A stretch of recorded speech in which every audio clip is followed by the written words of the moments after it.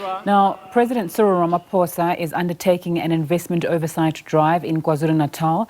Ramaphosa is officiating the launch of a manufacturing facility in Kwa-Dukuza. Let's cross live to that.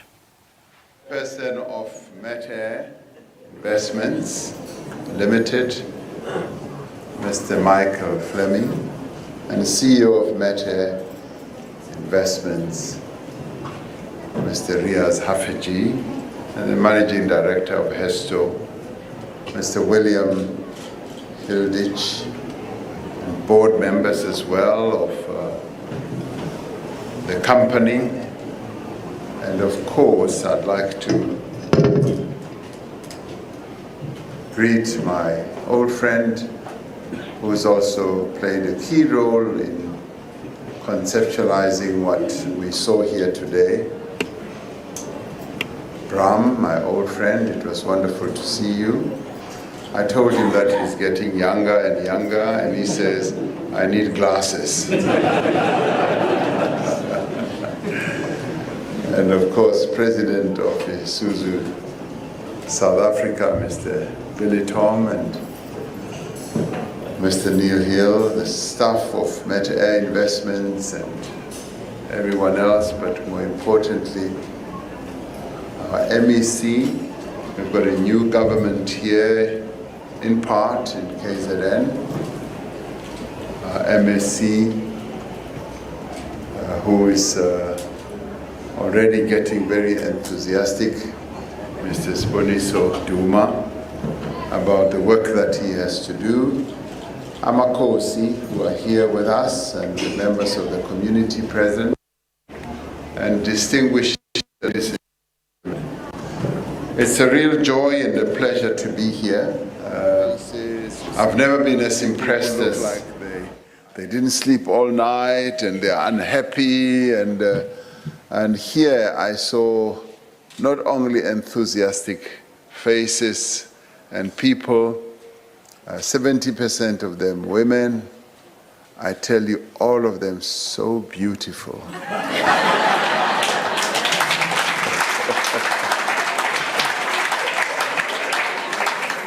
Ordinarily, I would have said, the men are really going to have trouble, but they are a minority. So, as a minority, you are sort of put in your place very quickly and easily, even if you may have some intentions. But and the youthfulness of the people who work here, and the cohesion.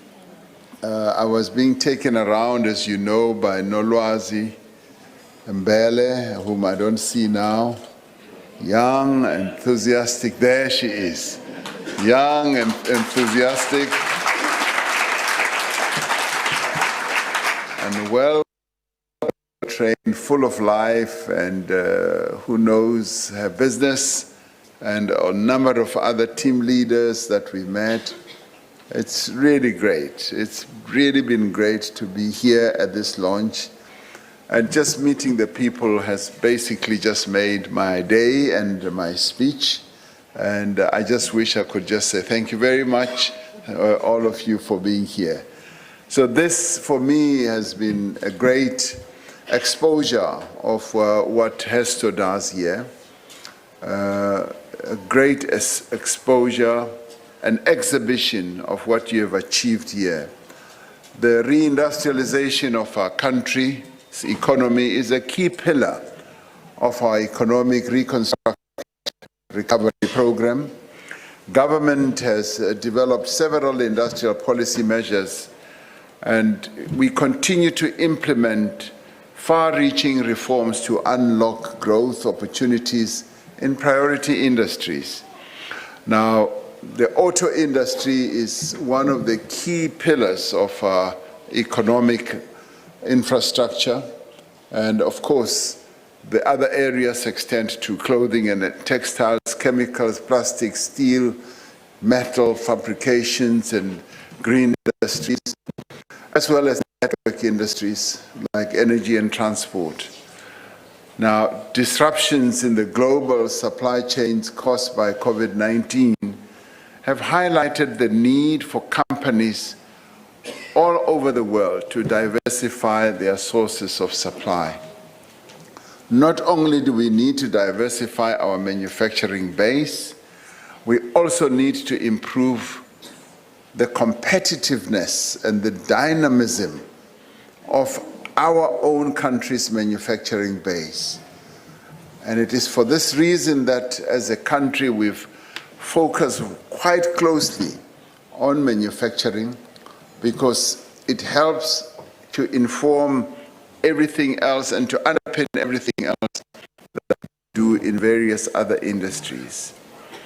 We do need to increase participation in regional and global markets as well, and to reduce concentration and achieve effective transformation in the various industries that we're involved in. This investment commitment by both Ford and Meta reflects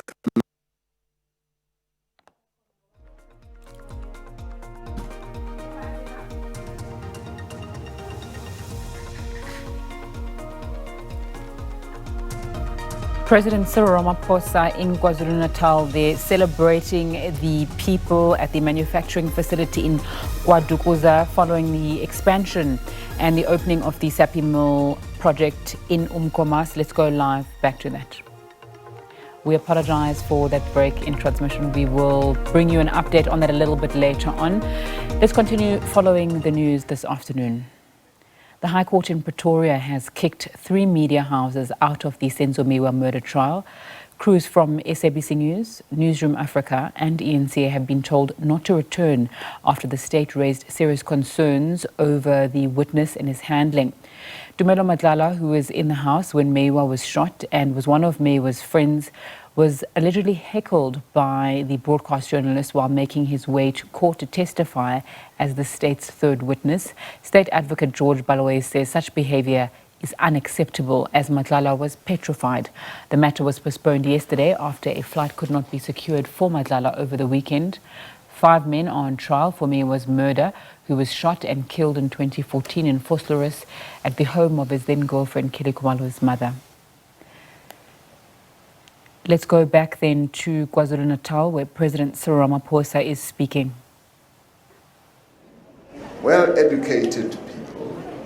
You've got people with great ambition, with great dedication, and that is what one observed as we walked around.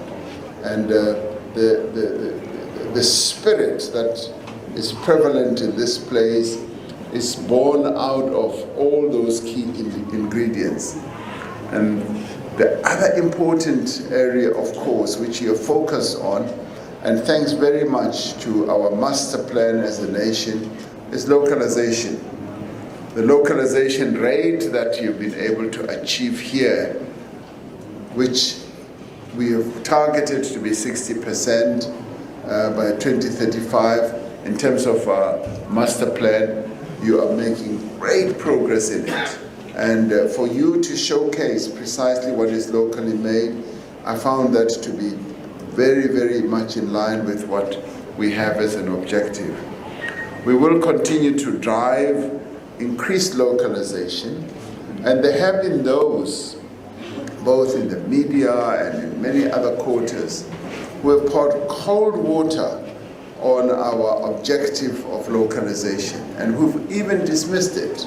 Who've even said Patel is a dreamer, putting him on the front pages, dismissing his objective altogether. Ramaphosa is smoking something and all that. And now wherever we go, as we push forward with the concept of localization, we're finding that industry players are responding quite positively to it. And I'd like to thank you for having responded positively to localization. Thank you so much, because I have seen the localization effort at play here. So I thank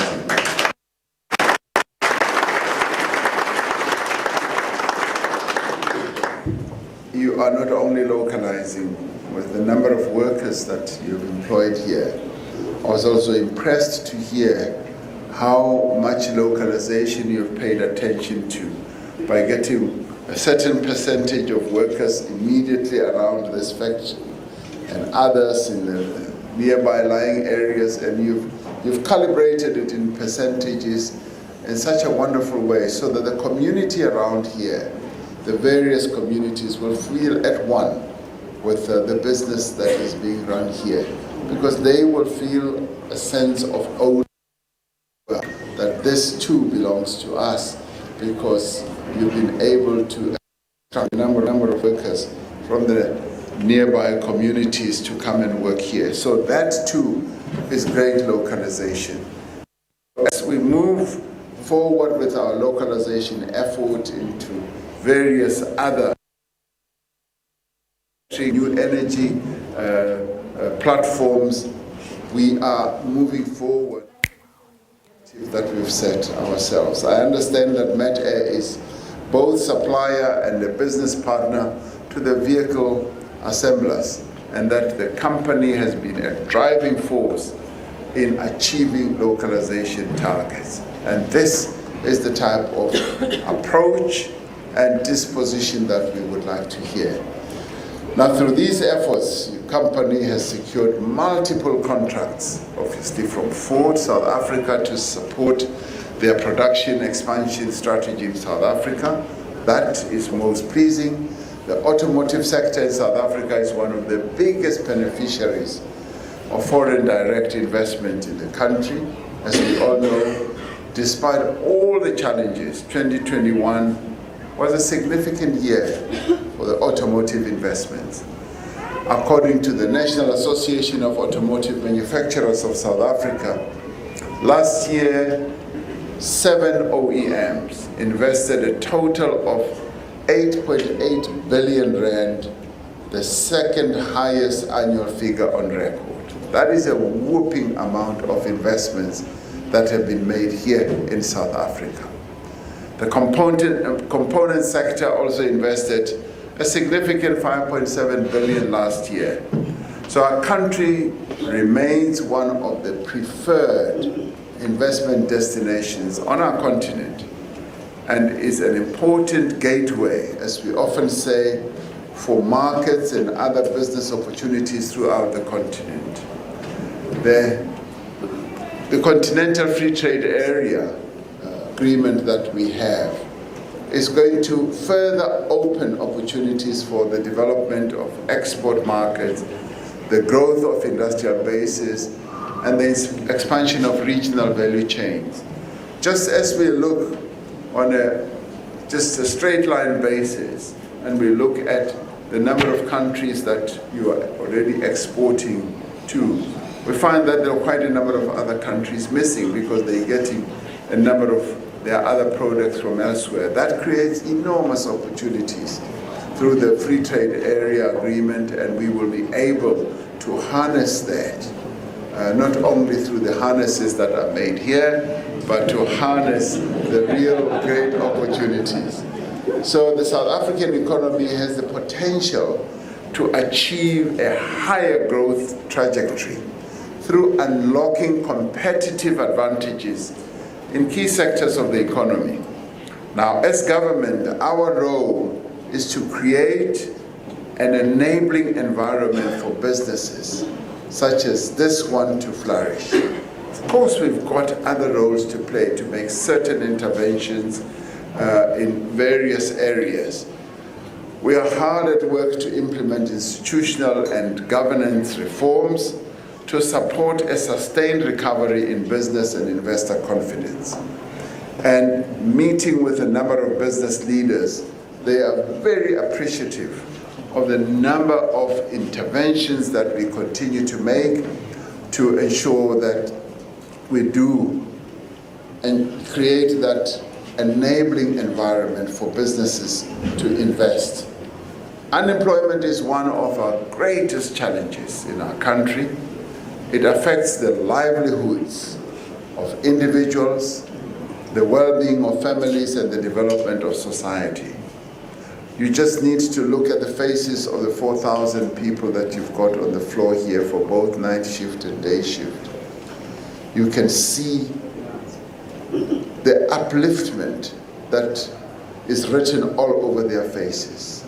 you can see that the livelihoods of all the people who work here is now on the uptick. And this is what employment does. And we applaud you for having made an investment like this, which has created so many jobs, particularly for this area.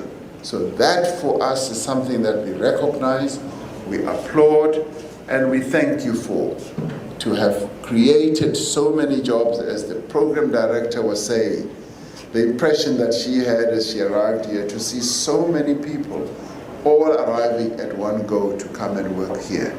So it is significant and most welcome that this facility has created so many jobs, which will translate into, a 30 million rand monthly spend on salaries, on wages, being injected into the Ilembe district. The benefits of this investment will also be felt by maintenance, catering, and other service providers that will be contracted to support the operations of this facility. I'm aware of the strong skills and development mandate that is being implemented across the Met Air stable, including a new multi-million rand bursary and apprentice training program. Now, this is what I call transformational. You are a company that is embracing the transformation process and initiatives that we are involved in. And we thank you for that. It is pleasing that there is a strong focus also on female candidates, as is the fact that Hesto Harnesses is predominantly a female-driven operation with 70% of your employees being female, and I saw that for myself as I walked around. Now I want to take this opportunity to commend Minister Patel, the Premier of our province, Ms. Dube Ngube, and the Mayor, Sophie Lembe and Kwa-Dukuza and Inkosi Dube, and their teams for their contribution in making this project come to fruition. And sometimes we come to functions like these and we just walk around and we don't pause to think about what went behind the scenes to make this possible. So I'd like us to thank them and applaud them for this excellent performance that they had.